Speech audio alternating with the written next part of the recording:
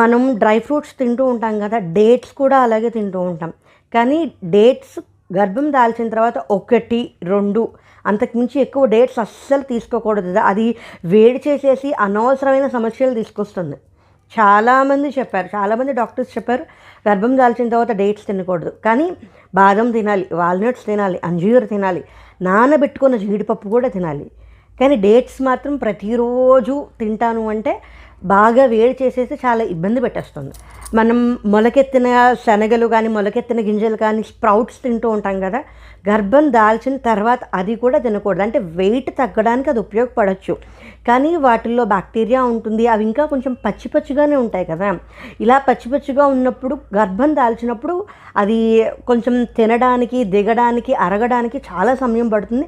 దాంతోపాటు బ్యాక్టీరియా కూడా వెళ్ళిపోతుంది. కాబట్టి అసలు ఆ స్ప్రౌట్స్ అంటే మొలకెత్తినవి ఏవి గర్భం దాల్చిన తర్వాత తినకూడదు.